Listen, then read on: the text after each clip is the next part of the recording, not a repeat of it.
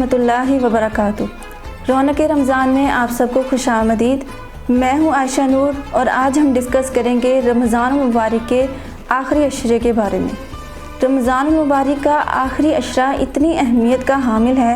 کہ اس عشرے کے جو اعمال ہوں گے ان سب کا اجر و ثواب اللہ تعالیٰ بڑھا دیں گے۔ باقی 20 جو پہلے 2 عشرے ہیں ان سے بھی زیادہ جو ہے وہ تیسرے عشرے کی اہمیت ہے۔ تیسرا عشرہ اتنی اہمیت کا حامل ہے کہ جب نبی پاک صلی اللہ علیہ وسلم جب تیسرا عشرہ آتا تھا نا رمضان مبارک کا، تو نبی پاک صلی اللہ علیہ وسلم اس میں زیادہ جو ہے عبادت پر اپنا فوکس رکھتے تھے اور زیادہ محنت کرنے لگ جاتے تھے۔ یعنی کہ انہیں حالانکہ کوئی عبادت کی ضرورت نہیں تھی، ان پر کسی قسم کا کوئی بوجھ نہیں تھا، حالانکہ وہ گناہوں سے بھی پاک تھے، لیکن پھر بھی وہ استغفار میں اور دعاؤں میں اور عبادات میں اعمال میں اور زیادہ کوشش کرنے لگ جاتے تھے۔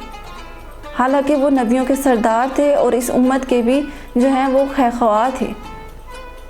اسی لیے جتنا ہو سکے ہم سب کو بھی چاہیے کہ جیسے ہمارے نبی نے آخری عشرہ گزارا ہے اسی طرح ہمارا بھی یہ آخری عشرہ گزرنا چاہیے۔ اب ہم اس آخری عشرے میں کس طرح اپنا ڈیلی روٹین کس طرح گزار رہے ہیں اس پر ذرا غور کریں۔ کیا اسی طرح کو تو نہیں جیسے سارا سال ہم گزارتے ہیں؟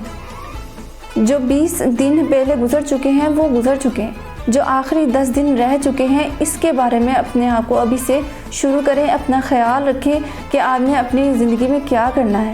ان آخری عشروں میں کیا کرنا ہے۔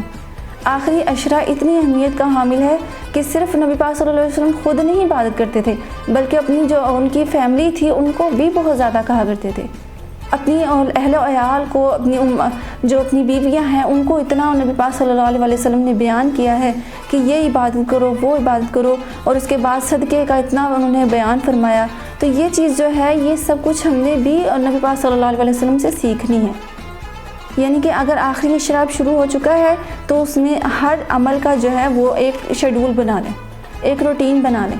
اگر آپ کو کوئی عمل بھول جاتا ہے تو کوئی پرابلم نہیں ہے، اس کو ایک طرح سے لکھ لیں کہ میں نے ڈیلی آج اس آخری عشرے میں تو ضرور یہ کام کرنا ہے،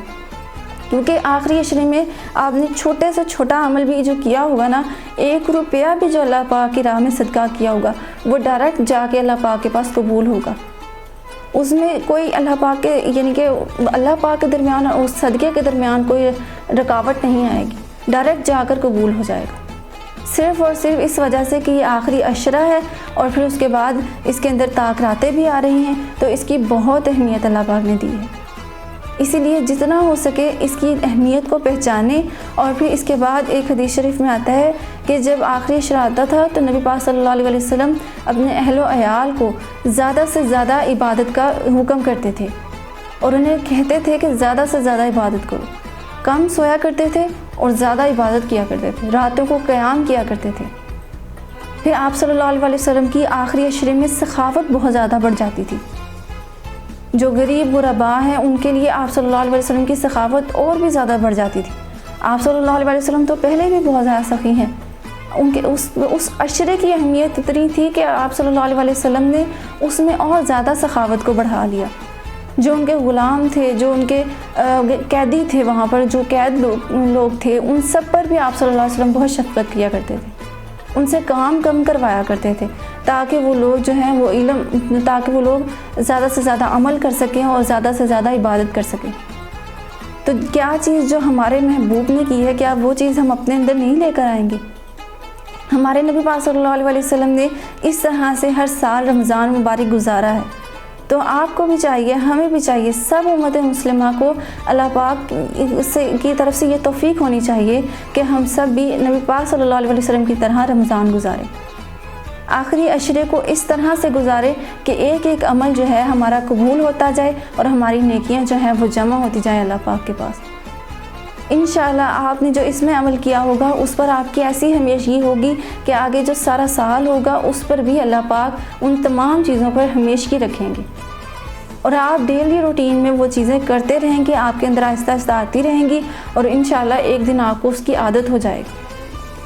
ہمیں گناہوں کی عادت ہو جاتی ہے، ہر چیز کی عادت ہو جاتی ہے، برے کام کی بہت جلد ہمیں عادت ہو جاتی ہے، لیکن ہم نے کبھی اپنے اندر نیکیوں کی عادت کو کیوں نہیں لے کر آئے؟ یہ چیز کو اپنے اندر لے کر آنا ہے کہ اپنے اندر نیکیوں کی عادت کو بڑھائیں، اعمال کی عادت کو بڑھائیں،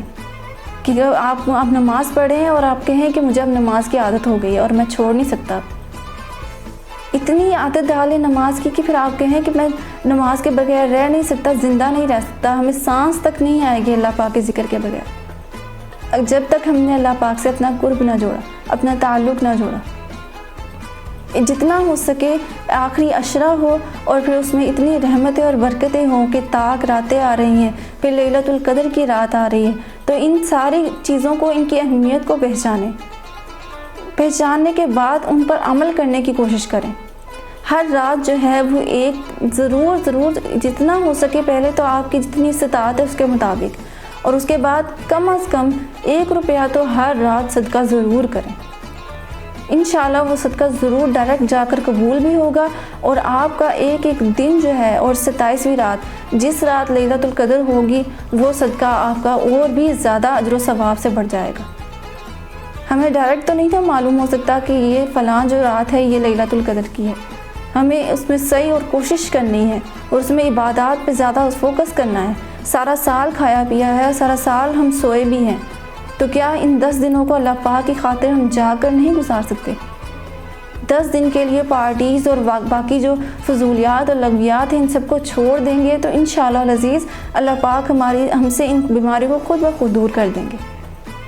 جتنا ہو سکے آخری عشرے کی اہمیت کو بڑھائیں اپنے دل میں۔ جس شخص کو محبت ہوگی نا اس چیز سے اور رمضان المبارک سے، پھر وہ ان چیزوں سے دور نہیں ہو سکتا۔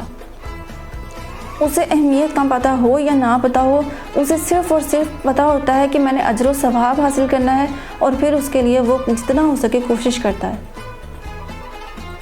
انسان جو عمل کرتا ہے وہ زیادہ سے زیادہ عمل اسی چیز پر فوکس کرتا ہے جس میں اس کا شوق ہوتا ہے۔ تو ہم جو عمل کر رہے ہیں، ہمارے عمل سے معلوم ہونا چاہیے کہ ہمارا انٹرسٹ کس چیز میں ہے، اسلام میں ہے یا دنیا کی محبت میں۔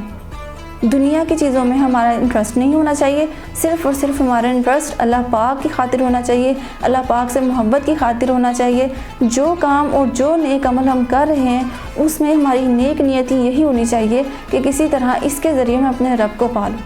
اور اس کے ذریعے میں اپنے اللہ کے قریب ہو جاؤں۔ پھر انشاءاللہ العزیز کسی پریشانیاں تو بہت سی آتی ہیں، آزمائشیں بھی آتی ہیں اللہ پاک کی طرف سے، لیکن انسان ان آزمائشوں سے گھبراتا نہیں ہے۔ پھر اللہ پاک ایسی صبر اور ایسا استقامت عطا فرما دیتے ہیں کہ کوئی انسان جو ہے وہ اس کو دور نہیں کر سکتا، اس کو وہ اپنی جگہ سے ہٹا نہیں سکتا، اسے دین سے اور دین کے جو راستہ ہے اس سے ہلا نہیں سکتا۔ تو یہ چیز جو ہے یہ ہر شخص میں، ہر امتی میں ہونی چاہیے۔ اہمیت کو پہچانیں، جو ہم نے دین سیکھا ہے اس کو پڑھیں اور اس پر عمل کریں، اور دوسروں کو بھی سمجھائیں کہ آخری عشرہ ہے، اپنے گھر میں اپنے بچوں کو، اہل و عیال کو جتنا ہو سکے ان راتوں میں تو کم از کم ہی سونے دیں۔ اگر آپ واقعی میں چاہتے ہیں کہ ہمارے گھر سے پریشانیاں اور نحوستیں یہ ختم ہو جائیں، تو واقعی میں یہ آپ کو کرنا ہوگا،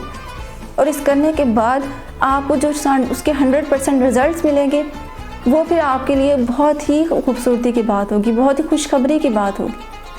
کیونکہ ایک تو ہم نے دنیا اپنی سنوار لی اور دوسرا ہم نے آخرت اپنی سنوار لی۔ پھر اس سے بہتر کوئی موقع ہمیں مل ہی نہیں سکتا۔